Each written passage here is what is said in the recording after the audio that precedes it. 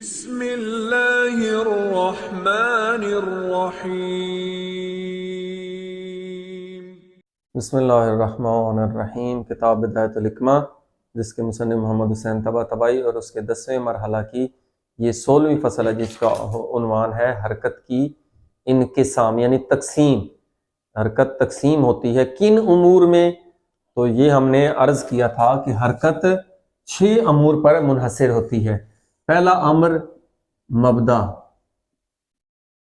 یعنی یہ حرکت یہاں سے اس نے یہاں تک جانا ہے، یہ مبدا ہے یعنی جہاں سے ابتدا ہو رہی ہے یہ منتہا ہے جہاں پر اس کی انتہا ہو رہی ہے، جہاں پہ سفر کا خاتمہ ہو رہا ہے حرکت کا، تو یہ مبدا اور منتہا، تو یہ 2 مقام اکٹھے اس مصنف نے۔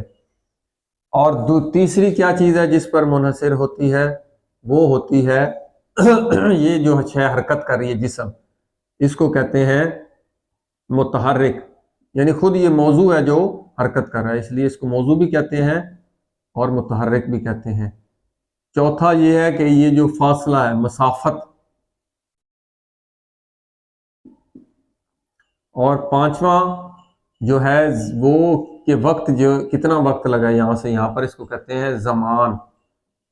اور چھٹی چیز جس پر حرکت منحصر ہوتی ہے وہ اس کا محرک، حرکت دینے والا یعنی فاعل، محرک یعنی اس کو حرکت دینے والا فاعل یہ ہم پہلے پڑھ چکے ہیں جب بھی کوئی چیز حرکت کرے گی ان 6 امور پر منحصر ہوگی، یہ 6 امور لازمی ہوں گے۔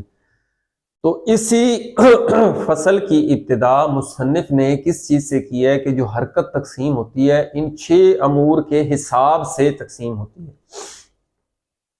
مبدا اور منتہا کے لحاظ سے جب یہ تقسیم ہوگی تو وہ کیا چیز ہوگی؟ جیسے اس مبدا سے اس منتہا کی طرف کوئی بھی چیز، اب جو ہم چیز لے رہے ہیں، مثلا جسم انسان لے رہے ہیں یا حیوان لے رہے ہیں، انسان اور حیوان کو نہیں دیکھنا بلکہ اس کے مبدا اور منتہا کو دیکھنا ہے۔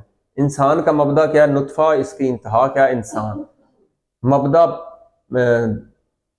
پودوں کا کیا ہے؟ بیج، اور اس کا خاتمہ کیا ہوتا ہے؟ وہ پھل، یعنی پھل کے بیج پر۔ تو اس درمیان میں مبدا اور منتہا کو دیکھنا ہے، لیکن ظاہر ہے کس کے مبدا کو اور کس کے منتہا کو، تو وہ کوئی چیز ہی ہوگی۔ مثلا اگر عرض میں ہوتی ہے کوئی ایک رنگ، یہ گہرا سرخ رنگ جو ہے، گہرا سرخ رنگ، وہ یہاں سے چلا ہلکا ہلکا ہوتا ہوتا بالکل یہاں پر بالکل ہلکا ہو گیا۔ اسی طرح کوئی بیج ہے، وہ یہاں سے چلتا چلتا چلتا کامل پودے تک بن گیا ہے، نطفہ چلتے چلتے کامل انسان کو تک پہنچ گیا ہے۔ یہ کس لحاظ سے ہوگا؟ یہ حرکت کی تقسیم مبدا اور منتہا کے لحاظ سے ہوگی۔ دوسری تقسیم کیا ہوگی؟ متحرک، جو موضوع ہے، جو جسم جس پر یہ صورتیں آ رہی ہیں، جس نے اپنی ابتدا یہاں سے کی اور یہاں تک پہنچنا ہے، وہ موضوع خود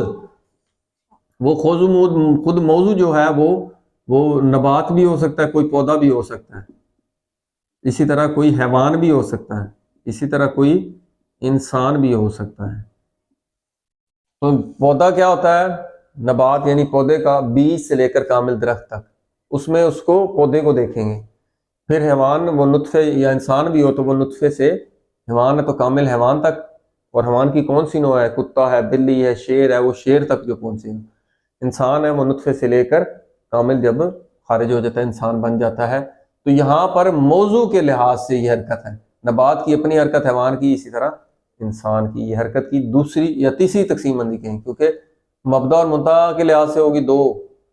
اب متحرک یعنی موضوع کے لحاظ سے، وہ موضوع کو دیکھنا ہے، اس لحاظ سے وہ حرکت ہر کسی میں الگ الگ ہوتی ہے۔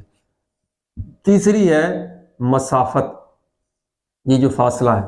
مثال کے طور پر آپ کو بتاتے ہیں، یہ بیج ہے، کوئی بھی ایسے بیج ہوتا ہے، اس نے جو بننا ہے جڑیں اس کی، پھر آگے جا کے تنا بننا ہے، پھر اس پر آگے پتے لگنے ہیں، تو یہ جو فاصلہ اس نے یہاں تک طے کہ مثلا یہاں پہ پھل لگنا ہے، یہاں سے لے کر یہ جو یہاں تک کا فاصلہ یہ والا ہے، یہ مسافت ہے۔ اور آپ دیکھ رہے ہیں کہ مسافت کس چیز میں ہو رہی ہے؟ صورتیں در صورتیں آ رہی ہیں، اس کی کس چیز میں اضافہ ہو رہا ہے؟ اس کی کمیت میں اضافہ ہو رہا ہے۔ تو ہم نے عرض کیا تھا وہ 4 ہی ہوتے ہیں. کون کون سے ہوتے ہیں؟ مسافت یا کم میں ہوگی یا کیف میں یا عین میں یا وزن میں. یہ ہم پہلے پڑھ چکے ہیں. 4 آراز میں مسافت طے ہوگی، اس میں کمیت میں اضافہ ہوگا یا کیفیت میں یا اس کے وزن میں یا اس کے عین میں، مکان ایک مکان سے دوسرے مکان میں. تو یہ ہوگی آراز میں جس میں مسافت انہی میں طے ہوتی ہے. 5واں ہم نے پڑھا تھا جس پر حرکت منحصر ہوتی ہے، جس سے انحصار ہوتا ہے، وہ ہے زمانہ. یعنی زمانے میں جب ہم بات کریں یہ آسان ہے کہ حرکت جو ہے زمانے، کون سے زمانے سے کون سے زمانے تک ہوئی ہے. مثلا رات کی حرکت دن میں کی جو حرکت ہے، اسی طرح گرمیوں کی، سردیوں کی، بہار کی، خزاں کی. تو یہ زمانے کے لحاظ سے یہ جو حرکت کی قسم ہوگی، چاہے کہ ایک رات میں مکمل ہے، دن میں، گرمیوں میں، سردیوں میں. یہ تو بالکل آسان ہے کہ حرکت کی جو تقسیم ہے اس کے ان ارکان کے لحاظ سے ہے جن پر وہ منحصر ہوتی ہے. اصل یہ جو تھا محرک، فاعل جو حرکت دینے والا ہے، یہ ساری کی ساری اس فصل میں بحث اس محرک جو حرکت دینے والا ہے وہ فاعل. اور یہ بھی ہم پڑھ چکے ہیں فاعل کی اقسام میں کہ پہلا جو ہے وہ انسان کا نفس ہے، تو نفسانی حرکت ہوگی. دوسری ہے طبیعی حرکت، اور تیسری ہے کسری یعنی جبری حرکت. یہ جو نفسانی حرکت ہے یہ ہمیشہ کسی نفس کی، یعنی انسان ہے، حیوان ہے، ان کا جو نفس ہے، روح ہے، وہ حرکت دیتی ہے تو وہ اس سے انسان حرکت کرتا ہے.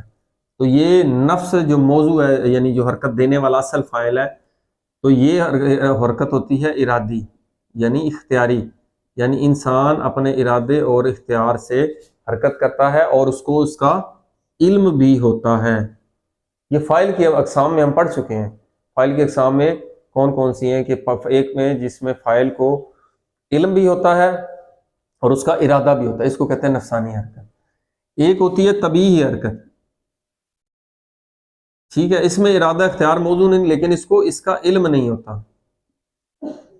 مثلا انسان میں جو حرکات ہو رہی ہیں، جتنے بھی سسٹم ہیں، ڈائجسٹو سسٹم ہے، ریسپائریٹری، ایکسکریٹری یعنی سانس لینے کا عمل، ہاضمے کا، خارج کا، خون کی گردش کا، اور دماغ کے سارے جو امور ہیں یہ کون سے ہیں؟ طبیعی ہیں. یہ نفس کے ارادے اختیار سے تو ہوتے ہوں گے لیکن ان کو علم نہیں ہوتا. یہاں پر علم نہیں ہوتا. طبیعی امور میں فاعل کو ان امور کا علم نہیں ہوتا جو امور انجام پا رہے ہیں. تو امور کیا ہے؟ حرکت ہو رہی ہے، سب میں حرکت ہو رہی ہے، تو ان کا جو فاعل ہوگا وہ فاعل طبیعی ہوگا. ایک فاعل ہوتا ہے وہ ہوتا ہے کسری. یہ جو دوسرا فاعل، کوئی بھی دوسرا فاعل جو ہوگا وہ جبر سے حرکت کرائے گا. مثال آپ کو دے دیتے ہیں. اگر یہ غیر مادی یعنی مادی ہے، یعنی غیر جاندار چیز، کوئی بھی پتھر ہے، پتھر کی طبیعت کیا ہے؟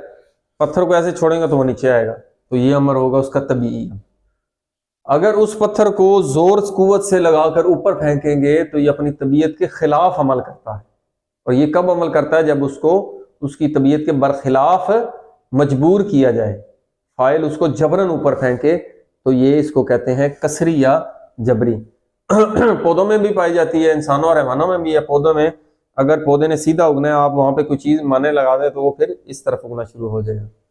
اکثر آپ نے دیکھا ہوگا جن کے گھروں کے باہر پودے لگائے جاتے ہیں تو وہ پھیلاؤ اس طرح کرنا ہو تو اسی طرح پھل ہے، جو پھل اس کو آپ اس کو جہاں پھل پیدا ہو رہا ہے اس کو ایسی ویسے اس نے گول اگنا ہوتا ہے. تو اگر آپ اس طرح کا وہاں پہ کوئی مٹیریل لگا دیں تو وہ تھوڑا سا پھیلاؤ اس کا اس طرف ہو جائے گا. تو یہ جبری اور کسری حرکت ہے.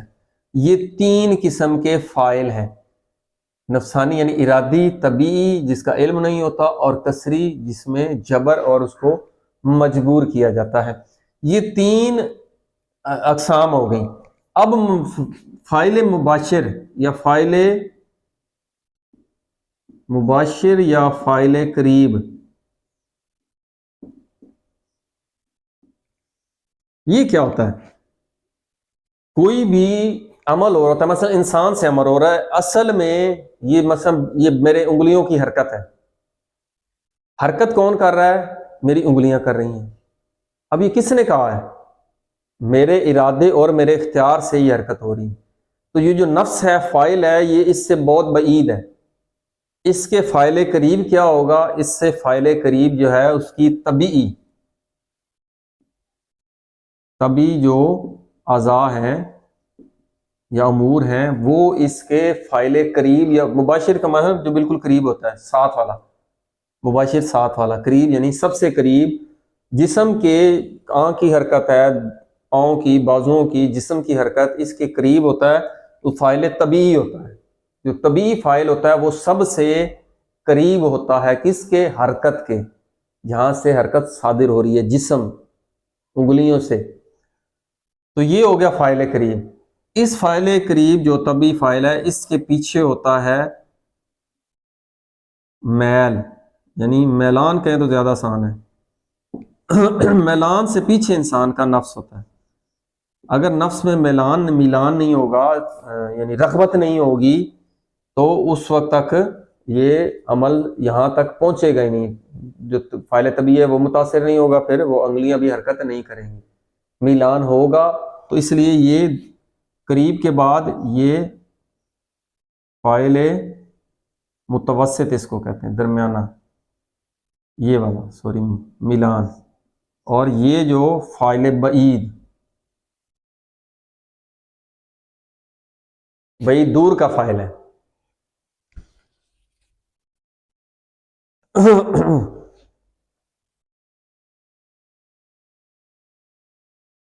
تو یہ جتنے بھی 6 حرکت کی جو تقسیم ہوتی ہے، ان 6 امور کے لحاظ سے ہوتی ہے، جو امور پہلے پڑھ چکے ہیں، مبدا منتہا کے لحاظ سے، موضوع کے لحاظ سے، مسافت، اس کے زمانے اور اس کے فاعل کے لحاظ سے۔ تو پھر ان کے لحاظ سے حرکت ہوگی۔ جو سب سے مین حرکت ہے وہ فاعل کے لحاظ سے وہ 3 ہوتی ہیں، یعنی انسان کا نفس، روح کی حرکت، اس کی طبیعت کی، اور اس کی طبیعت آپ کو پتہ ہے امور ہونے میں علم نہیں ہوتا، لیکن وہ اعمال ہو رہے ہیں۔ فاعل طبیعی جو وہ قریب ہے وہ اس کو علم نہیں ہوتا، اور روح اور نفس کو تو علم ہوتا ہے۔ اور آخری جبری، جس میں انسان کو مجبور کیا جائے، تو انسان کو مجبور کیا جائے، انسان نے وہ کام نہیں کرنا تھا، والدین بچوں سے کراتے ہیں جبراً، یہ کام کرو وہ کرو، ارادہ نہیں ہوتا تو وہ مجبوراً کرتے ہیں، اس کو جبری یا کسری کہا جاتا ہے۔ پھر یہ مصنف نے بتایا کہ کوئی شے بھی حرکت کر رہی ہے تو اس کے فاعل جو ہیں 3، مثلا انگلیوں کی حرکت ہے،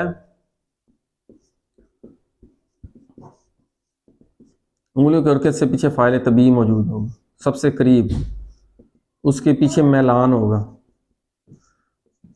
اور آخر میں جو نفسانی فاعل نفسانی کہہ لیں یا نفسانی فاعل، یہ سب سے آخر میں موجود ہوگا۔ تو یہاں تک مصنف نے اس کی مزید وضاحت نہیں کی، اس لیے چونکہ بڑی کتابوں میں اس کی مزید وضاحت آئے گی، یہاں تک اتنا ہی سمجھنا کافی ہے۔ والحمدللہ رب العالمین۔